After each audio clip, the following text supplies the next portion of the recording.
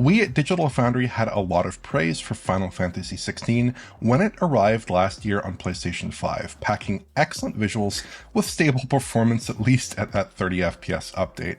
But we've always known that the game was very likely headed to PC at some point, and some 15 months later, that day has finally arrived with the full release of Final Fantasy XVI on PC after last month's playable demo. Alex and I did have a chance to play through the opening segments of the game with that lengthy demo a month ago, and it's safe to say that that demo did have its issues, although it's been patched twice since then, which is a pretty remarkable feat for a demo.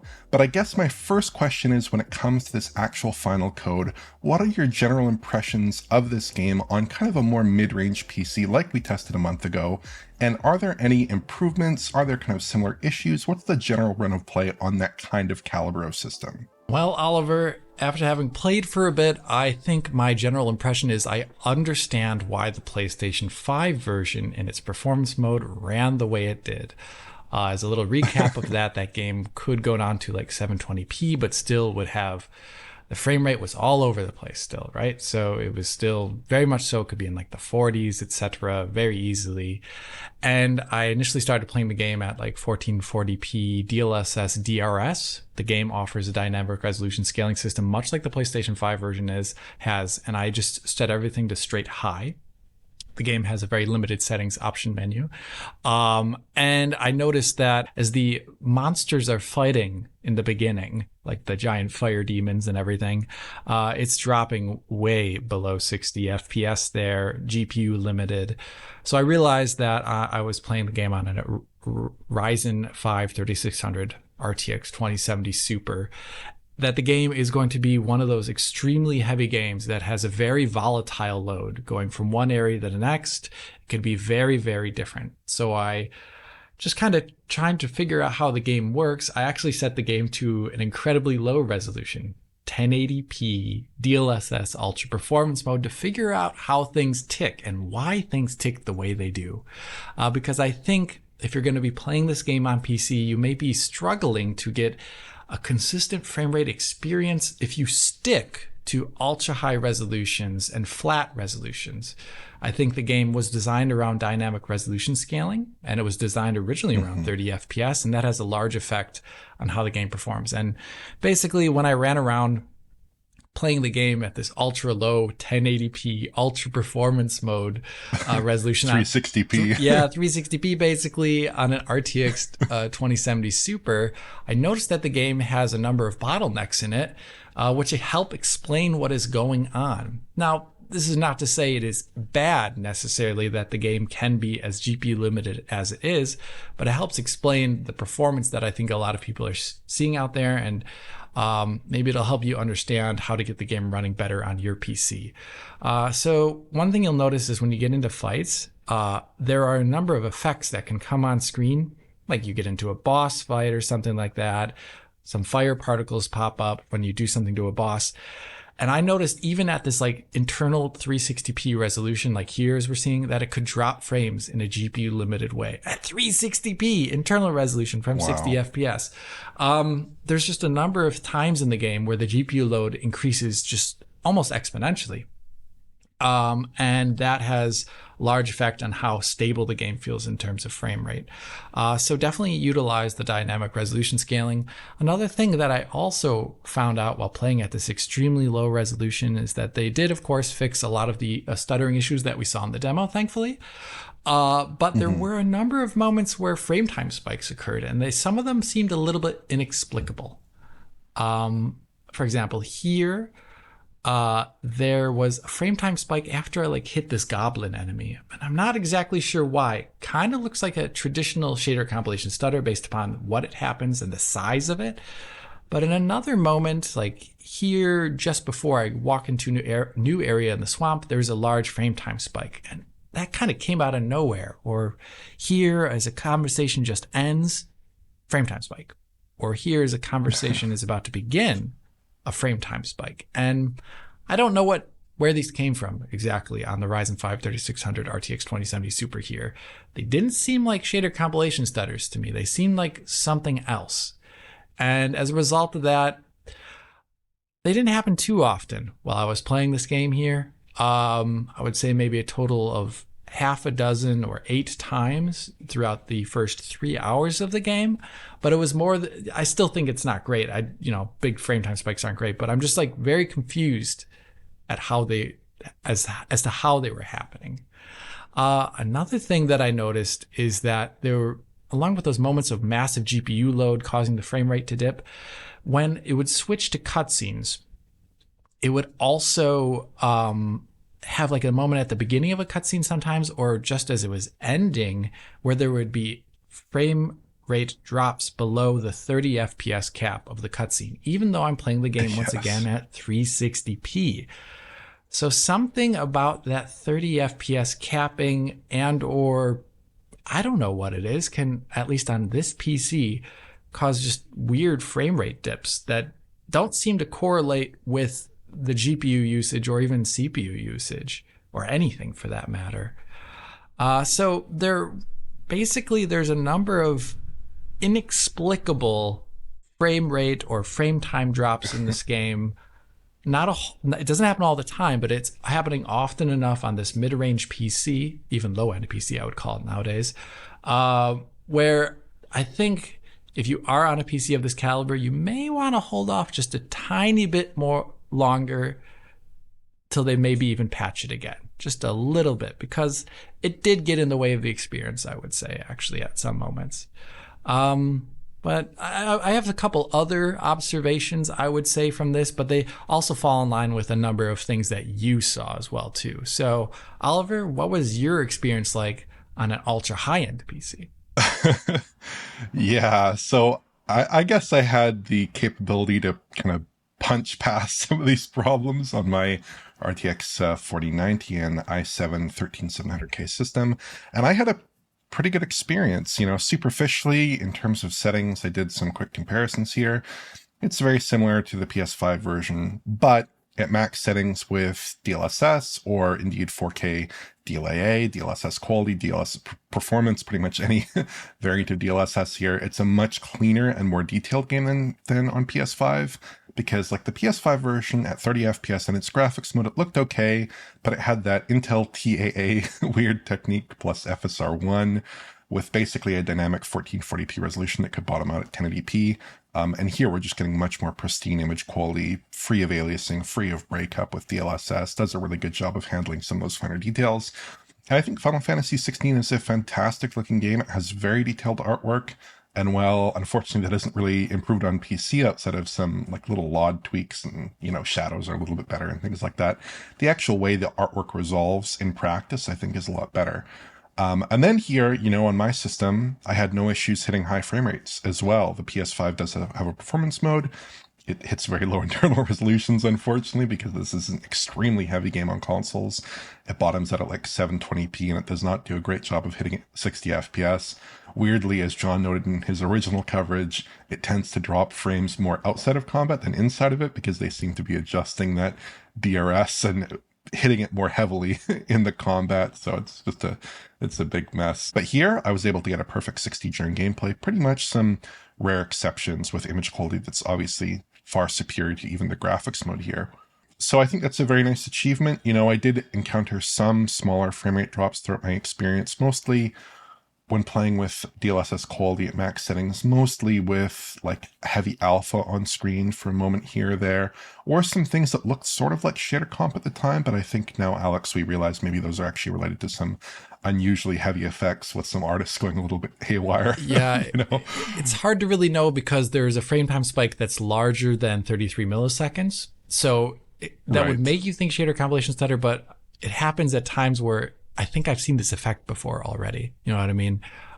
So it's a little confusing, to say the least. Yeah. And so there also, like, I was uncapping the frame rate and getting like 70 to 90 FPS. So that was pretty decent. I could get a little bit more out of it if I went with like performance mode DLSS, but I think at some point you do hit a CPU limit on this system. The only way past that would be by using FrameGen, and it does have frame generation. I think it has FSR3 and DLSS frame generation. Mm-hmm. So that could get you to 120 FPS and above. The one exception, like Alex mentioned, is the cutscenes, which are capped at 30 and do have like weird precipitous drops in that frame rate for whatever reason. I have no idea why. I really have no idea why. Certainly the GPU is not being taxed excessively in those moments. Certainly the CPU is running just fine. And I actually installed a little utility called FF16 Fix that people, I think, had developed for the demo, but it works just fine with the full game.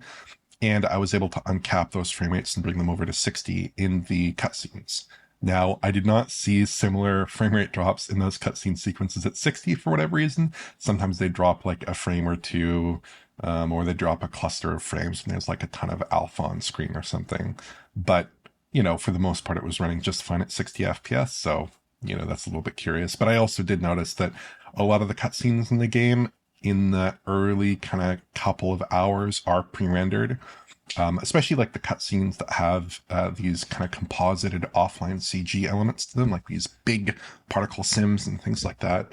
And also like whenever you see a big fight with like tons of enemies on screen and the image quality is perfect, that's not running in real time on anything probably.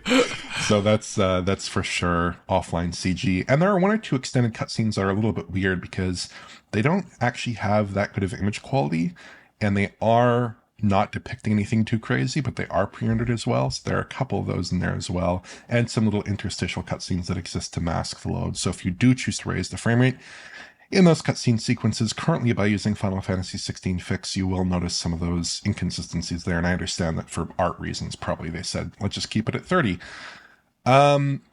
But yeah, I think that ultimately, like, there is a lot of controversy around this game on PC, and I understand it. Like, I totally do understand it.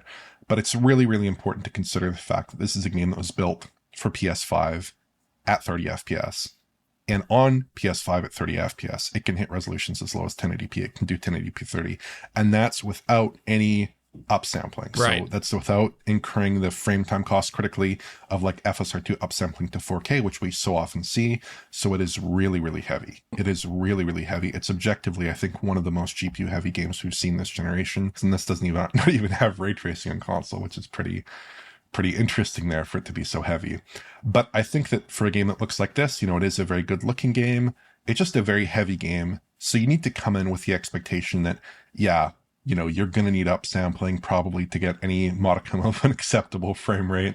You should really set your expectations. Like, don't go in expecting to do native 4K 60. I don't think you could do native 4K 60 on a liquid nitrogen cooled 4090. No, I don't think consistently. So. It's so you need to, yeah, set your expectations, I suppose. Yeah, the load's too variable for that. Another thing to mention is that there are some odds and ends beyond even what we just mentioned right there. You mentioned the 30 FPS cutscenes. I was doing some testing, and since I am playing the game at 360p internally, but it's output at 1080p DLSS, you know, so things like HUD are 1080p, obviously.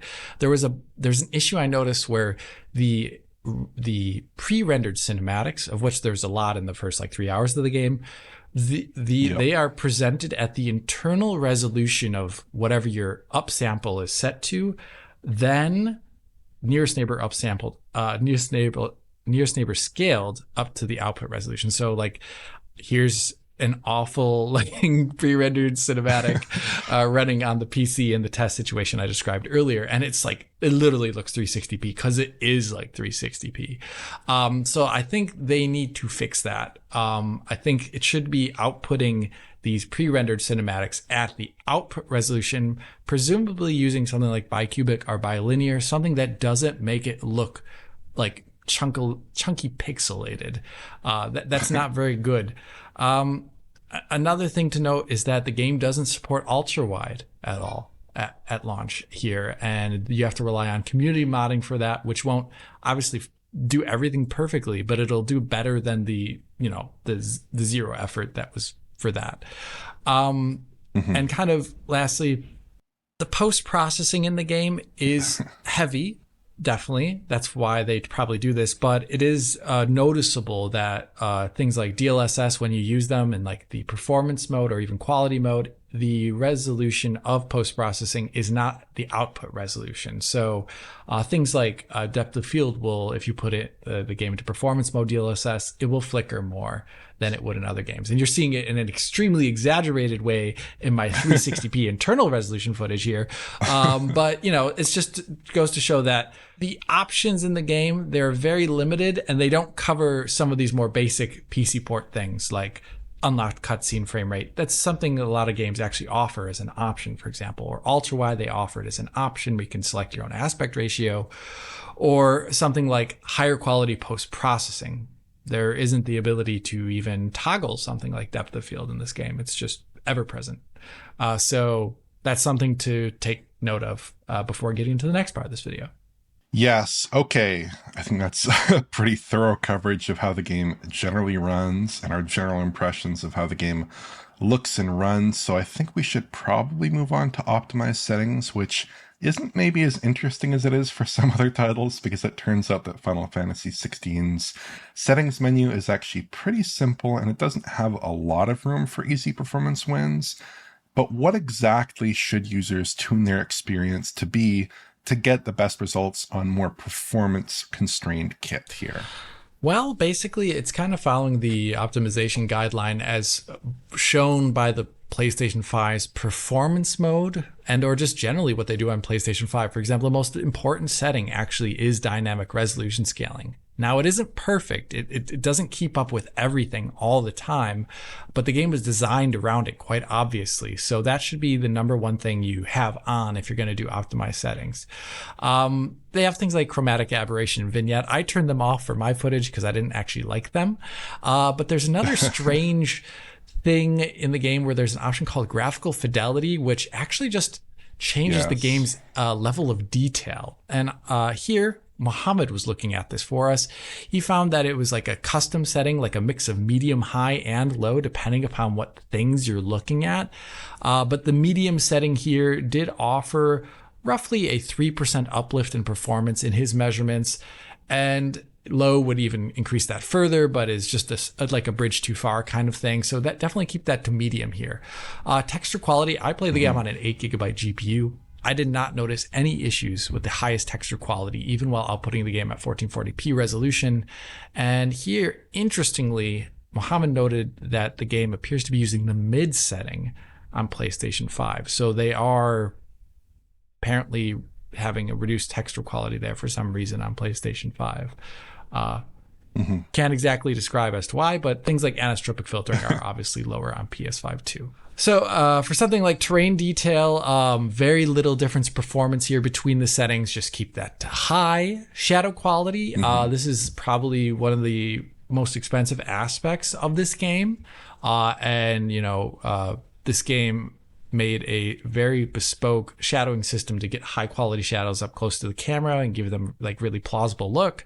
And here, Mohammed found that the PlayStation 5 version, based upon the shadow cascades in the distance, uses a custom value, not even capable to be made on PC. It's like lower than the lowest in the distance, but the close-up stuff is high. So here he recommends the mid setting, which offered about a 6.5% uplift in performance in this scene, which I think is reasonable, and it doesn't actually look too different, actually. Things like water quality, clutter density, NPC quality, the differences are minor and not very important and didn't affect performance that much. So just keep them at high. And then the rest of the settings are things that I don't think are very good settings in general, like, for example, screen space reflections, ambient occlusion, bloom shader, and variable rate shading, where in the case of something like screen space reflections, turning them off leads to a radically different game, even though you're getting a somewhat performance improvement there, but that's like a loss in visual quality that is not worth it for a modern PC.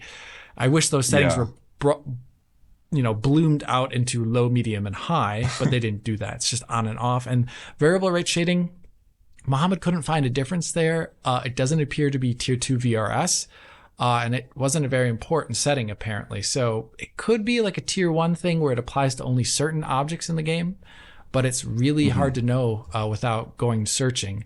And in this case, it would have been great to have a description of what the setting does, so people know what it does. In the end, all of the settings kind of look like this. You want to keep graphical fidelity to medium, texture quality high, terrain detail high, shadow detail mid, water quality high, clutter density high, NPC quality high, screen space reflections on, and all those ambient occlusion on, etc., and then VRS off. It didn't really seem to do too much. So the thing you got to lean on, though, is dynamic resolution scaling. Everything else is actually not too important. Yeah, it's sort of a funny game in the sense that I actually find it a little bit refreshing, to be honest, to see a settings menu that isn't bombarded with superlatives. It isn't telling me this is the epic setting, the extreme setting, the ultra high fidelity Yes. setting, the unobtainium setting, the nightmare, ultra nightmare setting. I could go on and on. I am refreshed by it, but at the same time, like, if you're gonna offer a screen space reflection toggle, like, does it really make sense to go between like a functional looking screen space reflection and none at all? It just seems sort of funny. Likewise with ambient occlusion, where if you turn it off, it's just going to make your game look like crap. So why would you, I don't know, at that point, almost why expose it? But it is an interesting little outcome there. But in common with a fair number of games, most of these settings don't do too much. The ones that do something don't actually buy you that much performance. And in general, I think you should probably look to mostly retain that PS5 feature set and mostly stick with the higher settings options. Lean on upscaling, lean on DRS, and try to get acceptable performance that way. Yeah, that sounds all reasonable. So, Oliver, before we close out this video, I'm actually very curious, based upon what you're seeing in the PC version here and the performance we're seeing and the image quality, what could you imagine this game could look like on PlayStation 5 Pro? Yeah, I think it's an interesting concept here, because basically we do have an idea of how the PC version functions. We do have some idea of the various upsampling solutions that we could avail ourselves with on PC. And obviously we just have the PS5 Pro, which was announced last week. So this is not, to be clear, this is not on the announced list of games with PS5 Pro support. But I could totally see PS5 Pro support here, if only because Square Enix seems broadly interested in patching PS5 software to support the Pro, and they've just recently shown us some great looking footage, I think, of Final Fantasy VII Rebirth running on Pro with massively improved image quality, so perhaps they could do something similar here, which I think would be very promising. But I'm honestly not sure how they would approach it. I could see for the performance mode using PSSR to get to 1440p. Now, to my knowledge, developers generally are using PSSR to get to 4K. So that would be a little bit unusual. Right. But I think for 4K upsampling, the internal resolution is pretty low. I'm not totally sure, given how heavy this is, that they would completely have the frame time to get all the way to 4K.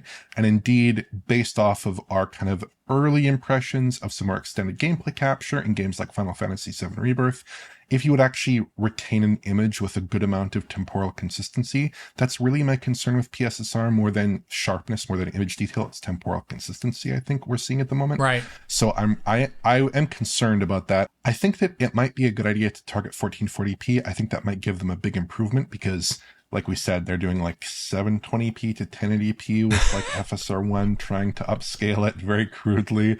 It's not a super attractive effort in that performance mode. So for sure, I do think they could probably do something here to improve that mode with PSSR. Absent PSSR, I mean, they do have more GPU time on tap. You can always use Ultra Boost mode and get some improvement there. But I would like to see this improved with PSSR. I don't know about you, but I think that might be an interesting approach here. But I also wouldn't expect like a miracle like we see with Final Fantasy VII Rebirth, where they're able to push it to like ultra 4K levels of detail. Yeah, I'd agree with that. I really think, I mean, I would like it to see it in the 30 FPS mode, but I do think with that 60 FPS mode, the performance mode, I would rather they spend the GPU there to make up for the fact that the game is extremely GPU limited and get it actually much closer to 60 FPS, even at similar internal resolutions. I think that would be worth it. So that's kind of how I imagine it could happen if they don't patch it, if you just have access to something like Ultra Boost mode. That's how I'd like to see it. And it would maybe also be an interesting tool for us for the future, because if it does just unlock the, use the same settings, maybe it's like a cool benchmark between PS5 and PS5 Pro. But yeah, I think that's really all we have to say about this game at the moment. Would you say so too, Oliver? Yeah, I guess so. I mean, it certainly seems at the moment like I had a pretty good experience here, but I was not invoking any strangeness with ultra-wide monitors or invoking super low display resolutions, or super low internal resolutions, rather. I was approaching it from a pretty kind of brute force perspective on a higher end PC.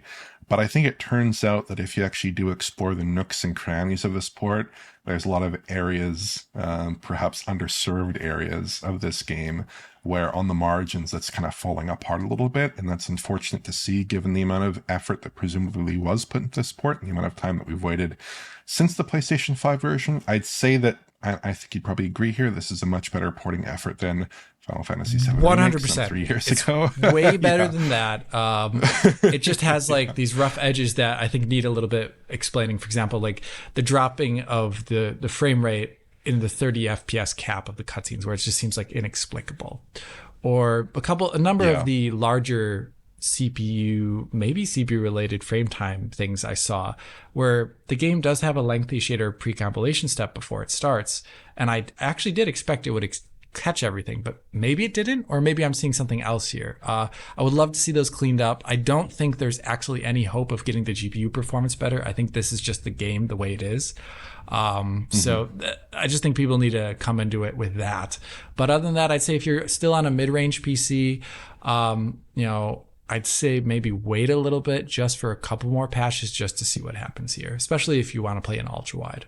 Yeah, I definitely agree with that. And like, I think it's not like Final Fantasy VII Remake in the sense that there are all these massive stutters everywhere. There's no attempt at shader pre-comp. There's like all these problems that we're seeing. There's like no upsampling with that. There's like 5 visual settings, or like even less, because they had like crowd density, texture resolution, and that was it. Yeah, it was extremely low, and it was also forced DRS in the initial version. Forced DRS. Yeah, I covered that back in the day, and it was just like, oh my god, this is such a bizarre PC release of what should have otherwise been, I think, a pretty good game.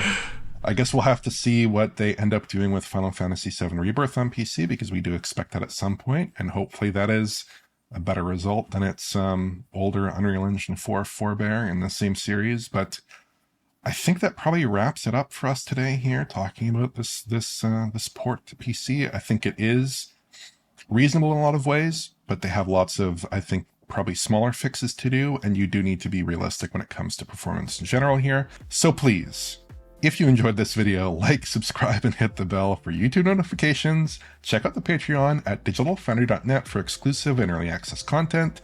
And to get in touch, use social media. And that's Alex and I signing off with an Auf Wiedersehen.